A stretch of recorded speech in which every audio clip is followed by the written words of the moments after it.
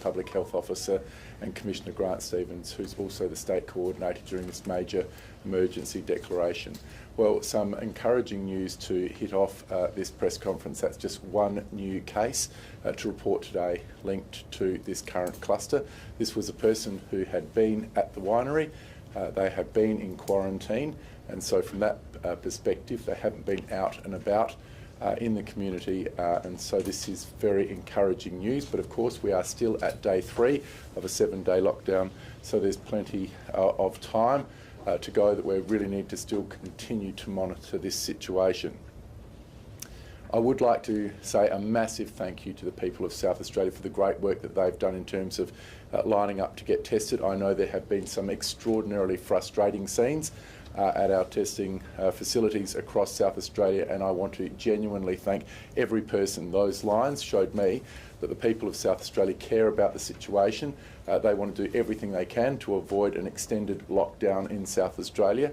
And again, I reiterate my apology yesterday, but I did commit over the last 2 days to significantly increase the capacity of our testing stations, and that's exactly and precisely what we have done. And I want to very much thank SA Pathology for massively flexing that capacity so far this week. And I can report to you this morning that yesterday was an all-time record with 23,572 returned results in South Australia. So that's a massive increase. The good news is that I've heard from Dr. Tom Dodd, the clinical lead at SA Pathology. He tells me that in fact the waiting times for those results hasn't blown out at all, and in fact the waiting time is still just around the 12-hour mark, which is really quite extraordinary, especially when you consider how significantly larger the capacity and the number of results they've had to process have been in the past 24-48 hours.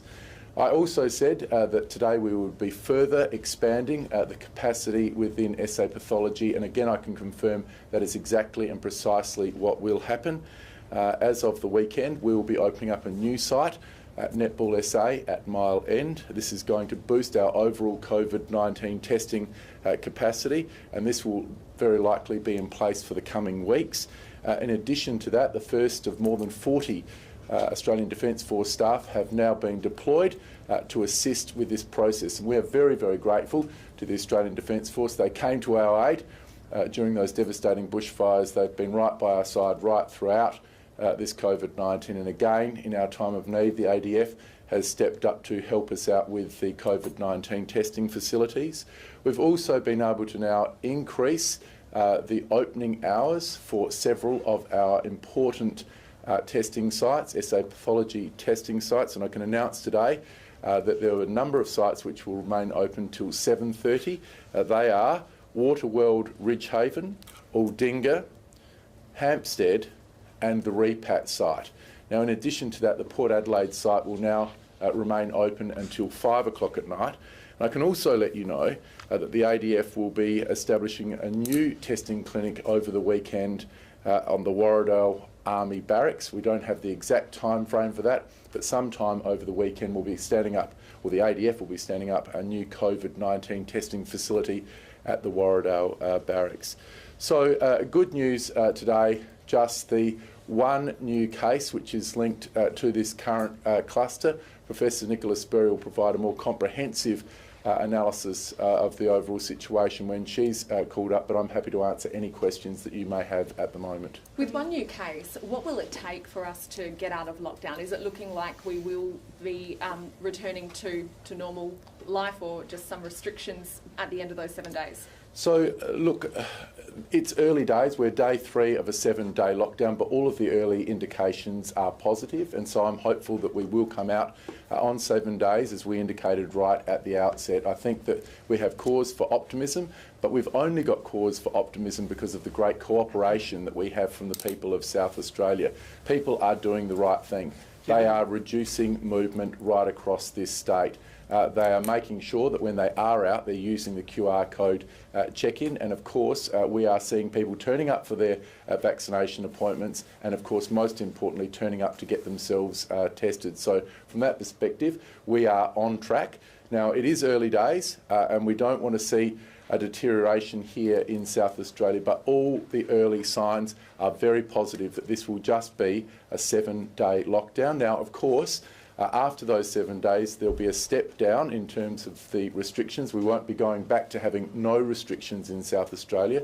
We are in a deteriorating situation right across the country at the moment. We can't forget how we got this in the first place. It is a very difficult situation in Australia with the Delta variant, so we do need to be cautious and careful. And look, we don't want to come out of this 1 or 2 days early and then all of a sudden have another cluster to be dealing with. People in South Australia don't want extended lockdowns. I don't want extended lockdowns. I know the Chief Public Health Officer and the Police Commissioner don't want them either. So we'll be taking a very risk-averse approach to this, but at the same time getting the balance right to get as many people back to work as quickly and as carefully as we possibly can. Given what you know about the early cases in this cluster and the lag time for the virus to transfer, is there a period of these 7 days that you would have expected to see the biggest rise in cases?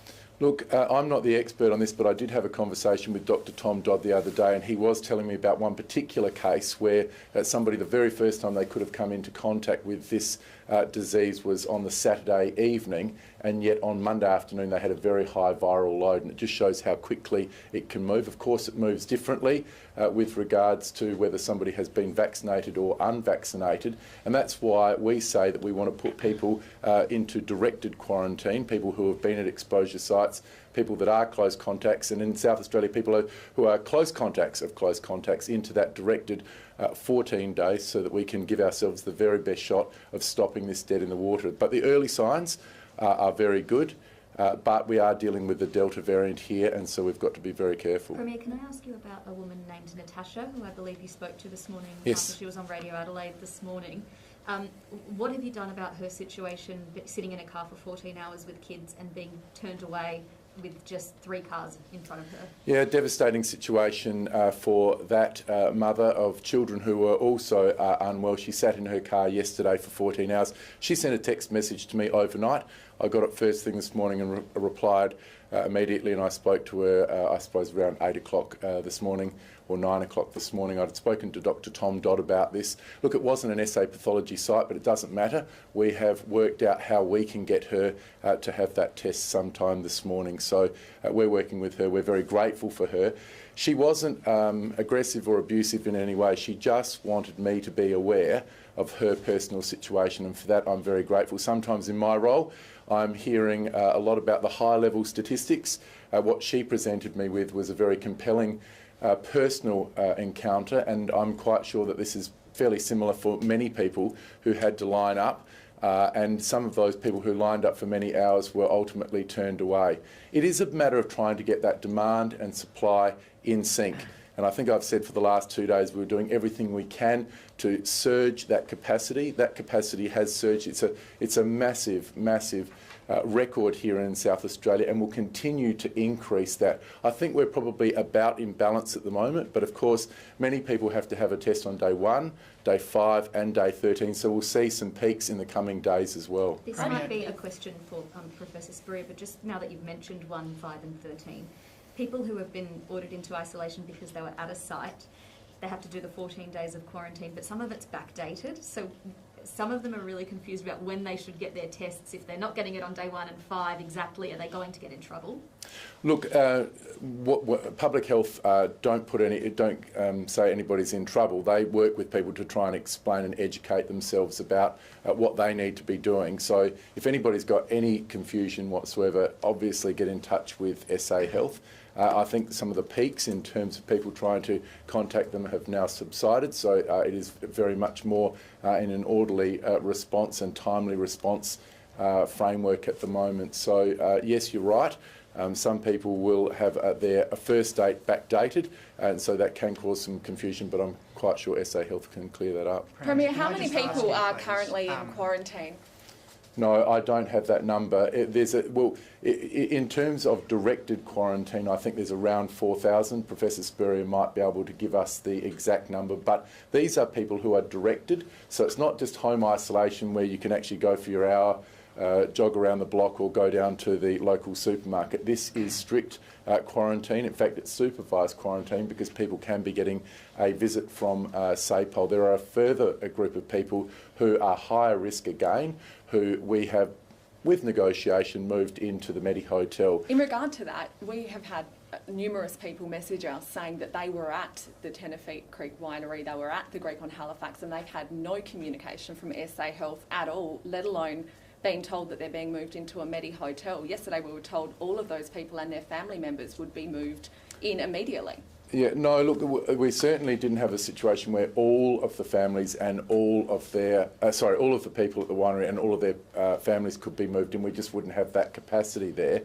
But what we do is a risk assessment, and there are people that we are concerned about. There are other people who can do that home isolation. But if there are any people that have been at the Tenerife winery during that period of time, and that's the important point, during that period of time, who haven't been contacted, well, I'd be surprised, but if that is the case, please get in touch with SA Health. We would very much like to get in touch with you and understand that situation. Premier, can I just ask you, Sorry. Can I ask you, on testing, you apologised yesterday and you've been very public in stating that you're wanting to surge the capacity. Has it been good enough the last couple of days with what people have been facing? Are you concerned that people are going to be turned off going to get testing? And what are you going to do to prevent it from happening again? Is there any types of reviews or anything undertaken to try and make sure we try and avoid this again in future? So, look, I think people in South Australia recognise that we are, really in a battle against this virus at the moment. They know that they need to get themselves tested and play their part, and that's why we saw such long lines. And so I expect, especially as we reduce those lines down, that people will get that additional testing. So I don't have any doubt about that. I back the people of South Australia who have been working cooperatively with us since day one. In terms of review, yes, of course. Look, every time we have an incident, SA Health reviews and sees how we can improve the way that we are operating. We have been able to very significantly flex that capacity up, and I think we've been able to demonstrate that. If we go back a couple of weeks ago, SA Health and SA Pathology were processing maybe 3,000 swabs per day over the weekend. With everything that was happening with border restrictions, it was about 7,500, and then we progressively moved it up to 23,572 results provided. And don't forget, at the same time that we were providing those results, we haven't seen a blowout in the laboratory time. So I've got to say, SA Pathology have performed very well. Yes, the demand and the supply got out of sync, but we've been able to get that back into sync now, and we will learn from this. We will make sure that we can respond and surge faster in the future. But I'm very grateful to the SA Pathology staff, those people on the front line, those people in the laboratories, those people that are doing the traffic management, handing out bottles of water, those people doing the security. It's been very unattractive weather over the last couple of days, and I've got to say the feedback that I've had from Dr. Tom Dodd and his team is that people were very pleasant to them when they were taking the swab. They weren't showing anger. They were very grateful for the work that SA Pathology has done, and I'm very grateful. But yes, we have got to learn from this situation so that it doesn't happen in the future. And what about an online booking site? It's system? going to be terrible weather over the weekend. Is that site just going to make up for the fact that we'll likely see many sites close over the weekend due to that terrible weather, or are we actually going to see a significant increase in capacity for testing?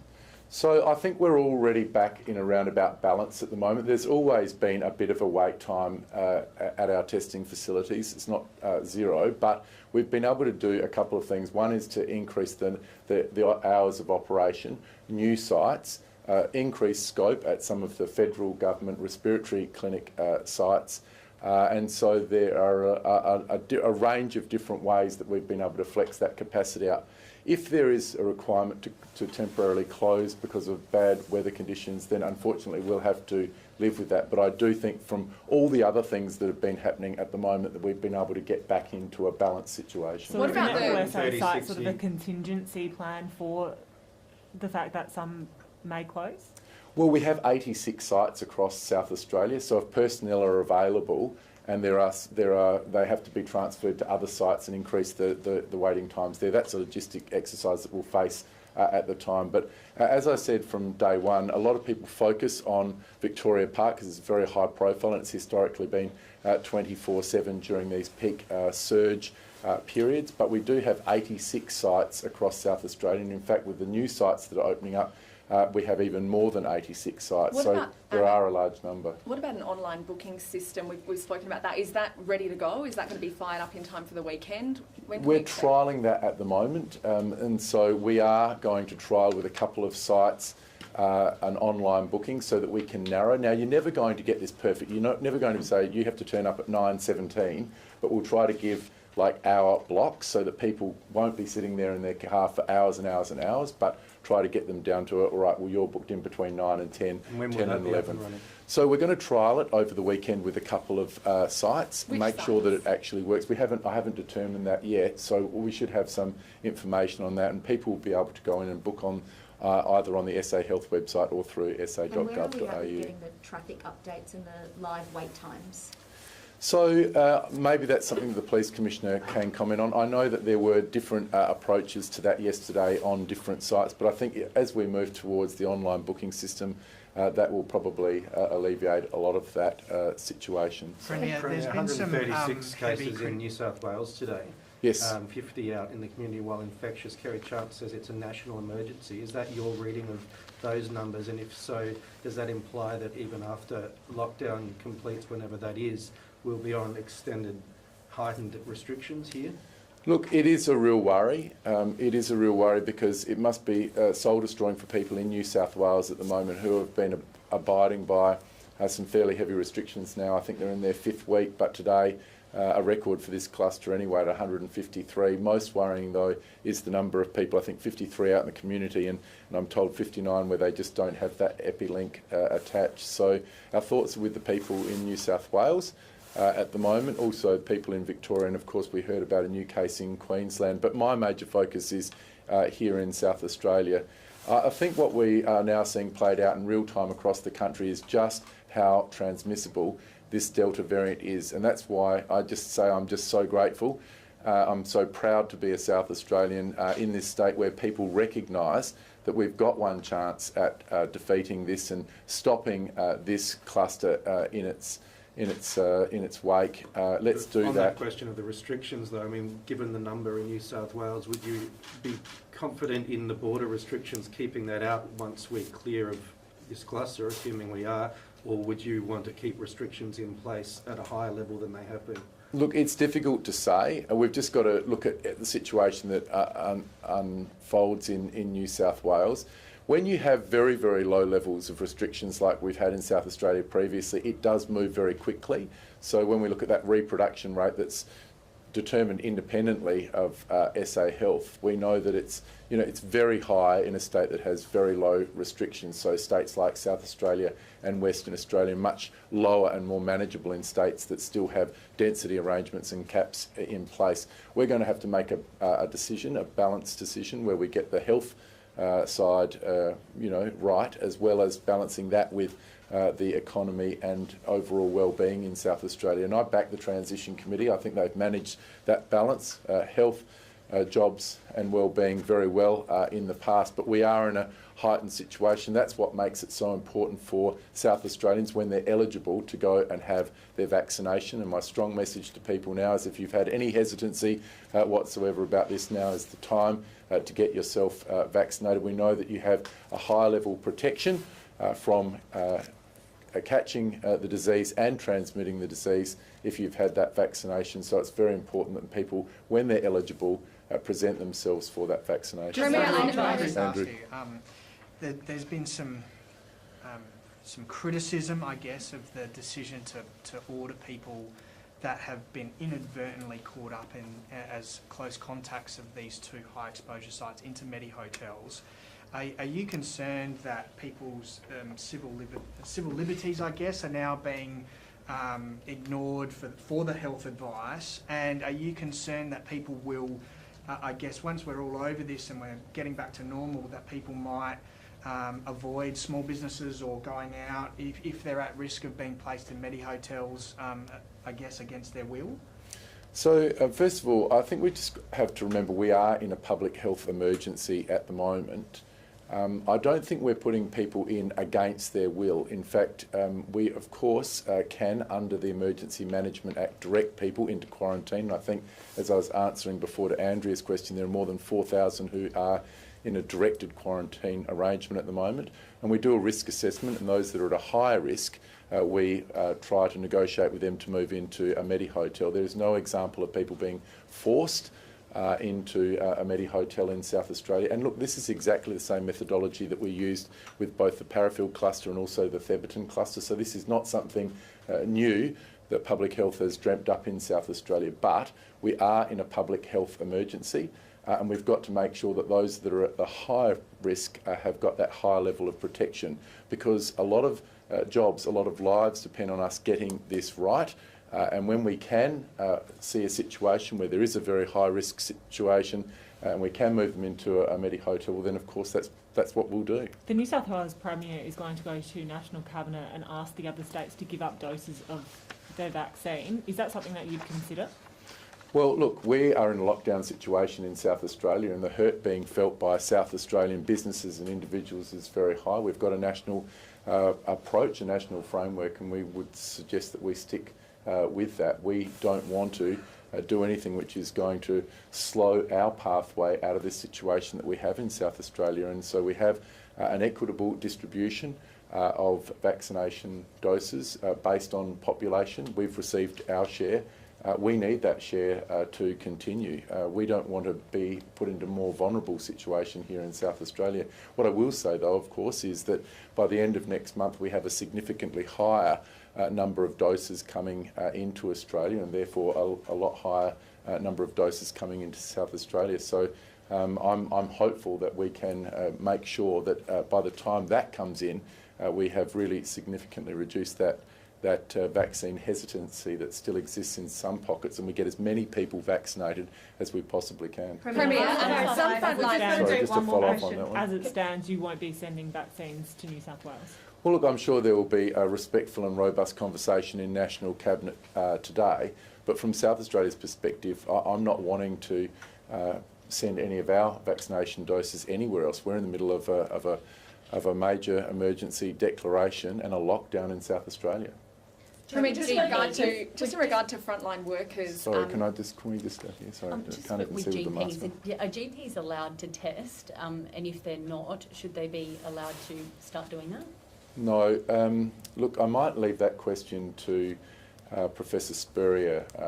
Of course, there are obviously GPs do take swabs on a pretty regular basis for a range of respiratory illnesses, but whether or not they are open to take these, I'm not 100% sure. My gut feeling is that the 86 clinics that we've got, dedicated clinics for this, are the ones that are taking the lion's share of all of that I'm work. going to ask Grant Stevens about this as well, but can I get your reaction? Yes. Police have been patrolling some of the testing sites and apparently issuing fines, or if not warning people for using their phones while they're waiting in their cars at these testing clinics for hours. What's your reaction to that? No, it's the first I've heard. So would you be surprised to hear that that's happening? Yeah, I'm not sure of the circumstances of that. So I'll just let you know. So police have been warning people about using their phones while they're waiting in the drive-through testing lines. Is that appropriate? Look, I just don't know the circumstances of that. I mean, I back SA Police all the way. I mean, can I just say that they've done an outstanding job in South Australia right throughout this coronavirus pandemic. So if they've done that, I mean, we'll hear the explanation from the Police Commissioner, but I'm a big fan of our police in South Australia. I tell you what, we would have been in a world of pain without their dedicated efforts over the past 18 months. Just in relation to those testing lines, so we're hearing from frontline workers, those conducting the tests, that people in those long queues are taking out their frustrations on them. I know you've thanked people for their patience, but for those who are taking it out on those conducting the tests, what's your message? Look, it's an extraordinarily difficult situation, and people's frustration is perfectly justified.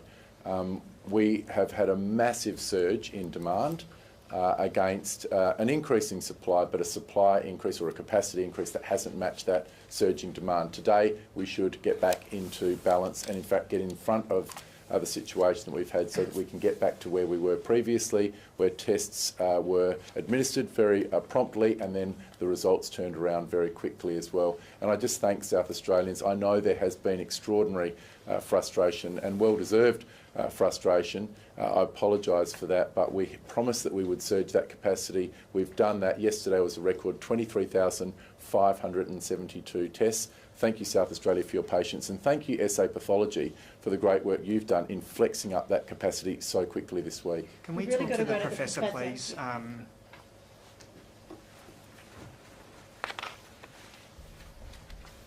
Good morning, and nice to be with the South Australian public today. It is a good day in terms of our numbers. Yesterday, so we'll count all of our numbers from yesterday, we had those 3 new cases. So the one that we hadn't reported was the new locally acquired case.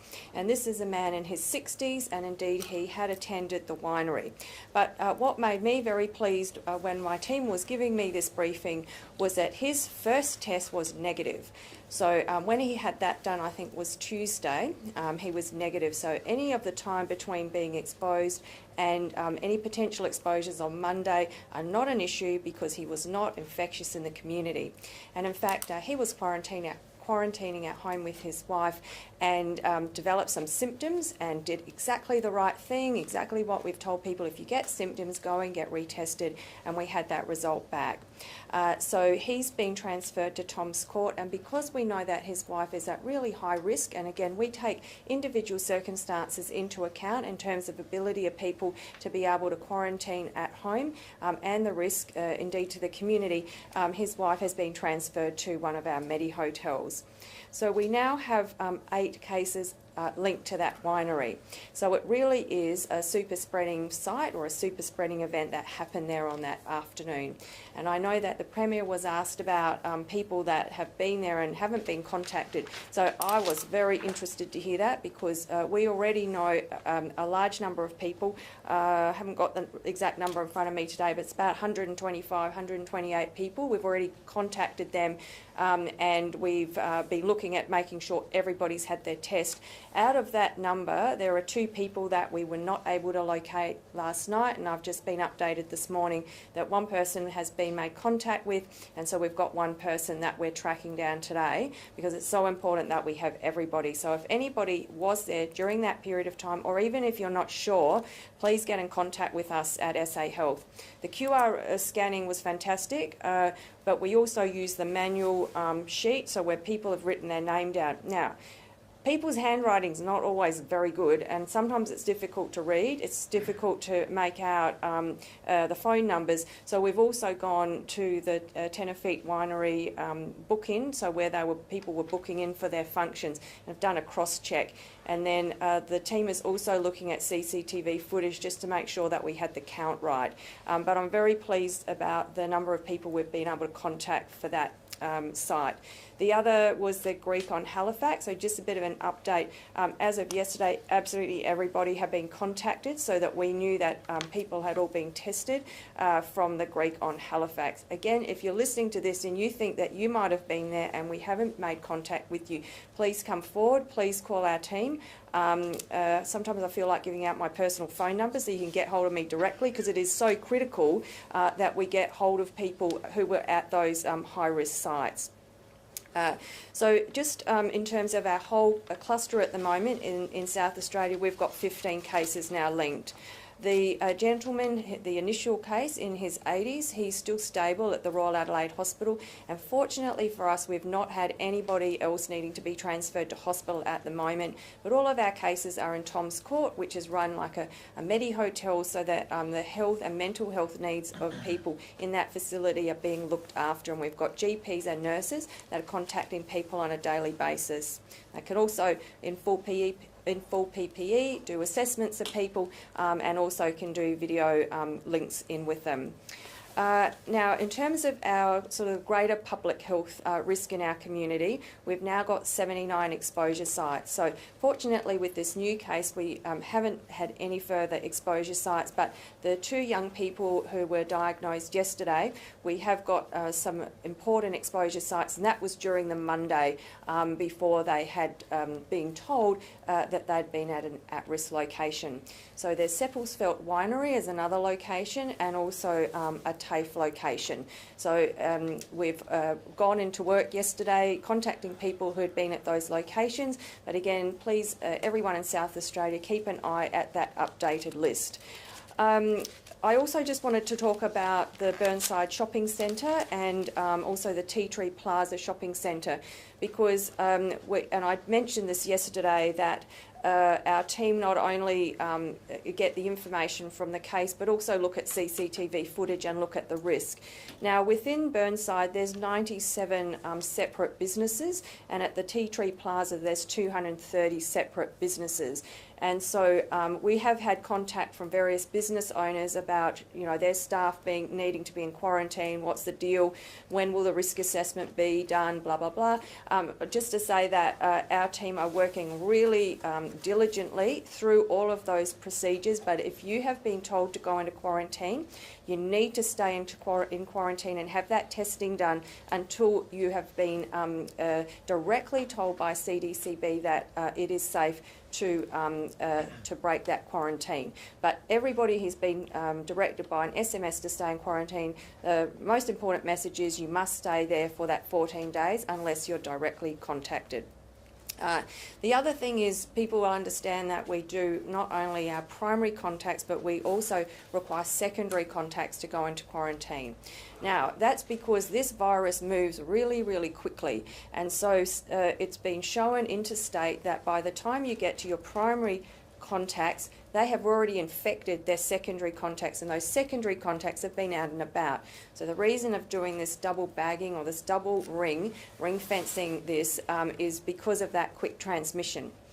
As soon as we find that the primary close contact is negative, we are able to then say to the secondary close contacts, you're not at risk anymore. But we need to go through that and diligently go through that. So there will be people who have been put into quarantine as secondary contacts that will be released from quarantine once we have a negative from their primary close contact, and those people have been separated. So once we know that the test for the primary is negative and those people were separated at the time of that test and it was negative, then we can do that release. But that's the sort of work that CDCB is expert at, and we just need to remind people just to follow the information that you're given at this point in time. We do have a call centre, and they've taken a large number of calls this week, so please be patient. If you do want more information, feel free to call that call centre. Leave a message if you can't get through straight away, but we are putting on more people, obviously, to take that load of calls. I'm not going to say anything further about the testing at the moment because I think the Premier covered all of our new testing locations. But I did get asked a question, Premier got asked a question here by Stacey, and I did want to address that because there has been some confusion. We've been asked by people who have been directed into quarantine about their testing and what's actually required. So the testing requires a day 1, a day 5, and a day 13 or a release at the end of your quarantine period because somebody could develop the infection at any time during that 14 days. Tends to be more around the beginning, that first half, which is why it's a day 1, a day 5 and a day 13. So sort of concentrated more at the beginning. However, you may have found out that you were at an exposure location a couple of days after you were at the exposure location. What I'm going to just explain now is the exposure location is day 0. Day 1 is the next day. You might not have got your first test until day 3 or day 4. So that, to me, is not the first test. That could almost be your 5th test. It's depending whereabouts you have had that initial test, depending on where it is, as close it is to 1. What I'd like to explain is we would like everybody to have had 3 tests, and we just need them spaced out during that 14 days. So if you take day 0 as your exposure, and then day 1 is the next day, and then you count your 14 days after that. If you've had your first test at day 1, it's easy. It's day 1, it's day 5, it's day 13. If you have your first test because you only found out about it and it ends up being day 4, there's no need to get another one the next day. You've got your one at the end and then space out another test in between that. And because it's a little bit complicated, I've said to our communications team, I'd like to have an infographic about that and put it up on our website today. So it's really good that you brought that to our attention. Thank you, Stacey. Professor, are you concerned that given not only the sheer volume of tests that have occurred and obviously the waiting times, but also, you know, from human nature, you might not have actually tracked everyone from these exposure sites. Are we still at risk of potential COVID lurking in our community at the moment? So the thing with this COVID virus is it's invisible.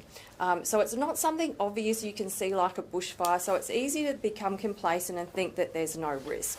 And so that's our job in public health, to be able to explain those sorts of risks to the public.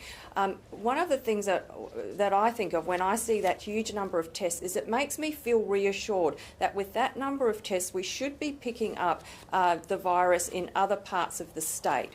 And of course, people are turning up not just because we've asked them to, because they're at a high-risk location, it's because they've got symptoms. And that's exactly the sort of thing we want to be testing, is anybody with any respiratory symptoms. So that does give me some comfort.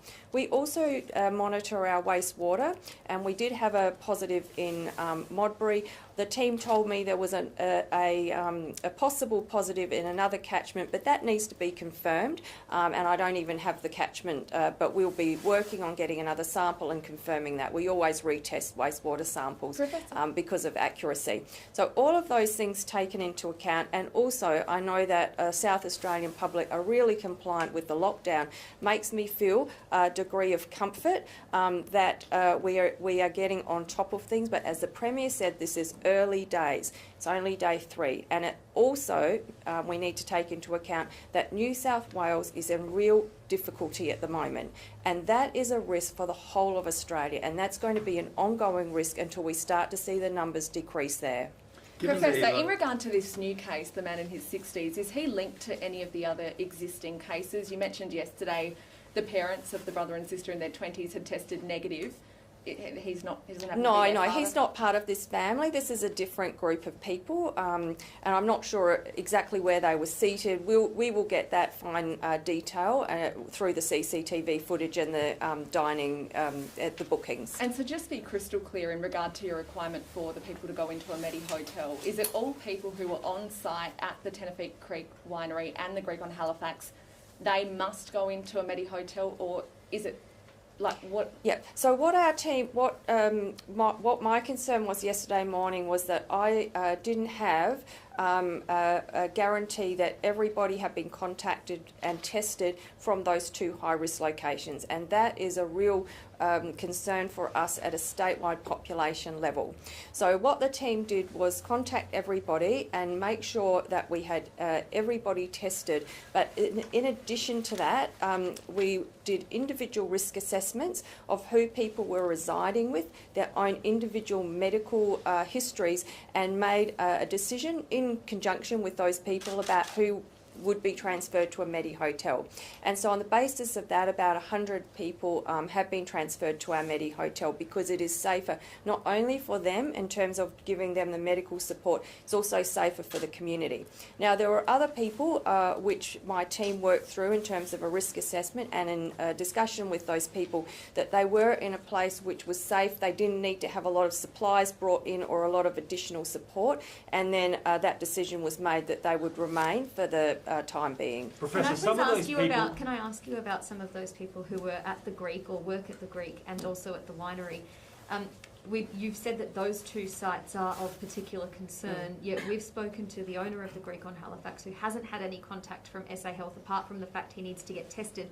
Is he one of the high priority cases, and his staff, to go to this new clinic? Because they're saying they've been waiting in line for 12, 14 hours as well to get tested. and they really don't know what to do. Yes, so I haven't had the pleasure of talking to the owner of the Greek on Halifax. Actually, it's one of my favourite restaurants. It's fantastic food there. So we will make sure that they've been contacted by SA Health and that they've had that conversation, because particularly as a business owner, they've got other particular questions about, you know, how will they have a deep clean and such like after all of this goes through. So thank you for bringing that to my attention. They've managed to work out the clean, but do they qualify as one of those high priority, urgent, in need of urgent testing to go to that new facility? So we have, obviously one of the staff members has already tested positive. My assumption is, because my team has told me everybody now has been contacted from the Greek on Halifax, that indeed those tests are in train. Just in Given the terms of fast testing, transmission that we've been talking about, is that out of sync with the first case, the 81-year-old who was here 10 days before he showed symptoms and tested positive? Is it possible he wasn't even patient zero in this cluster and maybe even caught it here? So that's a good question, and those are the things that our team have already looked into. So we already have the genomics, and it clearly is from the New South Wales cluster. One of the issues is, because things are so difficult in New South Wales at the moment, we are not able to have our New South Wales counterparts drill down and find exactly whether it was the hotel or the hospital in New South Wales this gentleman caught it. One of the other, our hypotheses was it was perhaps his daughter was the initial case. However, she has had an increase. When we've re-swabbed her, it's showing that she's more infectious. So she's actually in the early stages of her infection, or more acute stages. So the information that we've got is that it was the gentleman, the 81-year-old man, who was our index case here in South Australia. Now, the other thing, if I could just finish, is that he'd had one dose of a vaccine, and that may be the reason why his incubation period was a bit longer. However, we know that the incubation period ranges from day 1 up to day 14, which is exactly why we have to have that quarantine period. Professor, some of the people that were meant to go into those Medi hotels have been told they don't need to go by SA Health because they were being compliant. What are the criteria in that case for people needing to go there? Is it because they weren't able to get tested or they weren't willing to isolate? Is that why they were moved there? No, absolutely not. So that may be what people have told you, but it's actually a risk assessment, very comprehensive. It's looking at who else is in the household, the ability of the person to safely quarantine and isolate by themselves. And of course, we've also had an instance this week I've shared with you already where somebody had ordered groceries, and unfortunately there was a close contact because of the way the groceries were delivered. So if we feel that there is any risk whatsoever to the public, but also to the well-being of the individuals, then the decision is made that we would transfer them to a Medi hotel. Professor, in regard to testing. that wastewater sample in Modbury, when was that detected? That was a sample that was picked up on the 15th and 16th, so that was when it was collected, and then we got the result over last weekend. Now, what we do when we get that is we look in our database to see if we know any cases in South Australia, and we indeed had somebody released from our Medi Hotel who was a case, was considered to still be shedding, who lived in that area, and we put that down to that particular case. However, in retrospect, given that the catchment is 100,000 people, it's a very large catchment, it's likely that the family with this the older gentleman, it was responsible for that positive. Now, that catchment's actually gone negative, and we've checked that twice since then, which is also reassuring to me, given that we had quite a number of exposure sites in that Modbury area. Professor, in terms of the exposure site at Seppeltsfield and the Barossa, are you going to be scaling up the testing in that area due to that exposure site? And secondly, we're going to see some really terrible weather on the weekend. Victoria Park has in the past been forced to close due to bad weather, and obviously it's overrun at the moment. What sort of contingency plans are in place?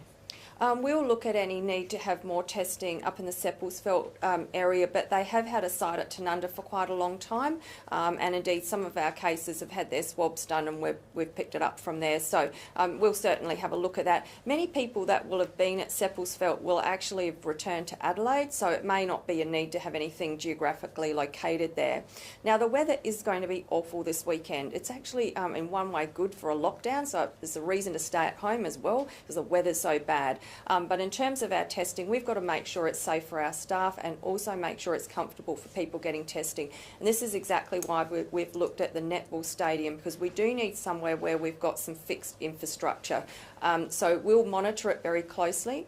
The other thing is, because we're under an emergency declaration, but also at other times, we work very closely not only with police but other emergency services, and we've had conversations with the other emergency services in terms of making sure they're supporting us over this weekend. Are we Can you still just granting, clarify, granting please? exemptions for returning South Australians in New South Wales at the moment? So there will be some very small number of people that the team will be possibly providing exemptions for, and this will be limited to end-of-life visits, so extremely narrow range of compassionate reasons, and occasionally there will be a medical reason for somebody to need to come here, but it will be very limited. Can I just get some clarity on GPs? Are they allowed to test? And if they're not, should that now be allowed? GPs are absolutely allowed to do COVID swabs. There's nothing too difficult about doing a swab, and it's the same as doing any respiratory swab, and it's covered by Medicare. So that's not an issue at all.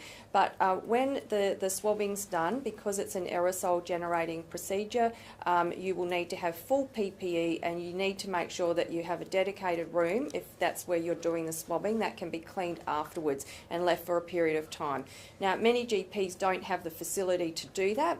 It's much better that they spend their time seeing patients and also vaccinating. So that's the reason why we have these, one of the reasons why we have these mass vaccination clinics set up. So yes, indeed, we have had swabs done by GPs. It's absolutely kosher. It's absolutely covered by Medicare. Just on vaccinations. To actually go to APC now, so Can I just ask one quick question? very quickly. Just on vaccinations, the 4,000 people who are in directed quarantine, are they allowed to leave to get vaccinated?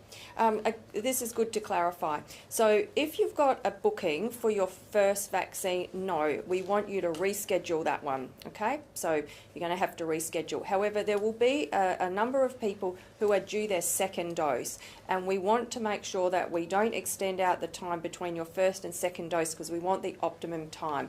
Now, we have an email address, and we ask you to email, and we will set up a special time for you to get your vaccine, where we have full PPE coverage and we provide a sterile corridor. So yes, we will cover off on just the second dose. great, thank you. Thank you. Commissioner, can we have a word, Yes. please? Yes. Can I ask you about the fines or warnings for people in their cars at testing lines? Are you aware of that? I haven't heard anything of that nature. We're not specifically patrolling waiting lines for the testing stations. We are having a presence there to ensure that everyone's okay and providing that welfare support. I will say, though, that if people are moving in their cars and they're on their phones, then they should expect a warning. If you are stationary, waiting your time, that's fine, that's not an issue. But if you are moving in your car, please don't be on your phone. Is it appropriate for people to be getting fined, though?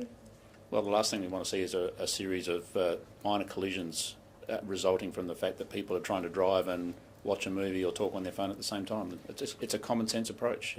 We've applied that right throughout the whole course. Surely the of last this. thing you want to see, though, is people having to wait 14 hours in their car using nappies to use the toilet. That's also an incredibly distressing thing. I agree. What's your point? I'm just wondering whether you think those kind of situations are appropriate, considering people might be calling a loved one to order some food in while they're moving forward in the car. If people are waiting in line and their cars are stationary, there is no issue with that. But if you're moving in a vehicle and you're on your phone, then you should expect a warning at best. What is your advice? Common sense. What is your advice for people who might have travel plans booked for after the planned lockdown, end next week? I know the Premier says that it's likely not to go any further, but that's still kind of up in the air. Are you talking about travel plans within South Australia or interstate? Both. Well, look, this is a very difficult time for people to make firm plans. As we've said right throughout the course of this, you need to be flexible in your arrangements. As promising as things look at this point in time, as the Premier said and repeated by Professor Spurrier, this is day 3 of a 7-day lockdown. It is early days. There is no certainty we can provide people in relation to making plans after day 7 in terms of being able to travel within South Australia. We're hopeful people can. And obviously it's a different scenario completely when you talk about visiting other states, given that every other state, I think, and territory has now locked SA out. Commissioner, may I please have an update on the compliance with this lockdown, how many fines have been issued in the past 24 hours and warnings, and also are police actively monitoring those people in quarantine to make sure that they are there? Are they doing checks? I don't have an update on the number of warnings or expiations issued over the last 24 hours. Haven't had a chance to get that information today. We are making visits to people from a compliance point of view to make sure people are doing the right thing, but we're also there to make sure that they are okay, that there's, if they require any further assistance, we're facilitating that as well. And it's what we've done right throughout this whole pandemic response. Have there been any issues with those visits? None that I've been advised of. And can we get those compliance figures? Certainly, I can provide the figures in terms of compliance, but I can say overarching, we've seen high levels of compliance. It's been exceptional in terms of the South Australian community response. I think everybody who's had a chance or has a legitimate reason for being out and about will observe people wearing masks unless they are within the exemptions for that, and incredibly low movement through the city and the metropolitan area. You've got to be proud of the fact that the South Australian community has stepped up like it has. Commissioner, is it correct that the compliance checks in regard to businesses was handed over to SA Health in July? And is that appropriate? Should SA Health officers be actually checking if businesses are doing the right thing? Shouldn't that be something for police? No. SA Health took over compliance checking on the 1st of July. That was a negotiated commencement date for their environmental health officers to take over this responsibility. This is a health responsibility. They are inspecting premises for their compliance in relation to health regulations, so this is entirely appropriate. Having said that, because of the current situation in South Australia, we've redirected police officers back into compliance checking to make sure that SA Health are properly supported and can get the job done to the standard required. So businesses aren't listening to the SA Health compliance officers because they're not police. Do they have a right to issue fines like police do? They're authorised officers and they can issue fines. So I would caution any business that thinks they can ignore health advice from environmental health officers that they are at risk of being fined or prosecuted for non-compliance, and that will have a more devastating impact on their business. Today our cameras captured a group of removalists who were not wearing masks. As soon as they spotted our cameras, they put their masks on. They've obviously realised that they've done the wrong thing. Are you concerned that people think that the rules don't apply to them? Well, they haven't done the wrong thing. The direction is worded in such a way that if the nature of your work is such that it's just not appropriate to wear a mask or possible, then you don't have to wear a mask, excuse me. And I would suggest heavy lifting and manual labour would be one of those situations where you would make some concessions in relation to mask wearing. That's written into the direction. During the last cluster, police were brought in as part of the contact tracing effort. Is that under consideration or underway here? It's already been happening. As soon as we were confronted with the situation that led to the level 4 restrictions prior to the lockdown, we deployed police assistance into the contact tracing team to assist with tracking down people, scanning mobile phones and providing other investigative support to back up what the contact tracers are doing. So that's been happening right from the beginning of this current level of concern. Can I ask about the workforce at Theberton? Sorry, what was that? Your workforce at Theberton, do you still have around 100 officers out of work? And also just one more, you mentioned a couple of days ago, public transport QR code check-in system. What about people who don't have mobile phones? Is a manual check-in system on public transport even possible? That's not something, I think that's what the Department of Transport are currently working through, is how they enable this requirement. It is in the direction. There is no issue with rideshare and taxis getting on board with this, and I understand they're ready to go if they haven't already implemented.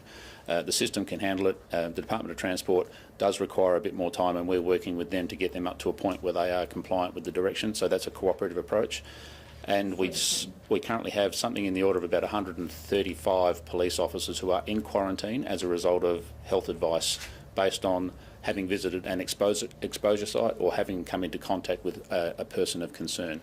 The issues with people being in quarantine, police staff being in quarantine, doesn't relate to Theberton. That's a resolved issue. We took a precautionary approach, as every business should, and that's back up and running. Commissioner, can I just ask you, please? We've heard from the Premier and the Professor, and obviously one case in isolation is incredibly encouraging. as the state coordinator, as someone who authorises the lockdown and everything else, where are we at the moment in terms of the restrictions, the lockdown and the cluster? We are at day 3 of a 7-day lockdown. SA Health are doing their utmost to process all of the areas of concern and all the people who may have come into contact with the Delta variant. We'll have to see what the next 4 days looks like before we make any decisions about day 8. And let's hope it's not day 8 of a lockdown. And so therefore can we then assume that we are going to see out the 7 days? It's been made clear to me by SA Health that it will take all of the 7 days to get on top of all of the potential outbreaks or high-risk locations and the people who may have come into contact with it. And you've seen just the numbers that have been spoken about today, 4,000 in directed quarantine. That's not the end of it. There'll be more people identified. There'll be more sites that will have to be processed. So we are giving SA Health a 7-day period to get as much of that done as possible, but we are continually assessing. I wouldn't forecast we're coming out before the 7-day period, but I'm hopeful that 7 days will be the extent of the lockdown. Overnight we saw a break-in at a business that was forced to close due to the lockdown. There's been some business owners that are concerned about their businesses being targeted because they're not open. What are police doing to sort of make sure that those businesses are safe? Yeah, we identified this right back in March, April 2020, and during a period like this we deploy our patrols to provide additional security and prevention, more of a prevention approach. And obviously we take an incredibly low tolerance with anyone that we identify and apprehend for those offences. I've just received a further update from the person who was in the line at Tea Tree Gully. They were parked in park with their handbrake on, using their phone. The line wasn't moving and they were still warned by police. Don't officers need to take a common sense approach as well? Look, I'm not going to comment on individual isolated examples. South Australia Police have taken a very tolerant, supportive approach for the entire community. If a particular individual has a complaint about police activity, they have a mechanism they can make that complaint, but I'm not going to defend or respond to individual cases when overall the 6,500 people who work for South Australia Police have done a fantastic job since March 2020, and I 100% support them. Can I just a little bit of an update? Just while we've been here for the best part of this hour, I've been advised that the driver of the hit-run fatal collision on Tuesday night has been arrested. Further information will be released about that just in the near future. Professor Spurrier just mentioned an email address, Minister Wade. Just a practical question about an email address on vaccinations. Can we know what that is? People are asking what that is. They'll get it. They'll get it. Yep. Thank you. Thank you very much.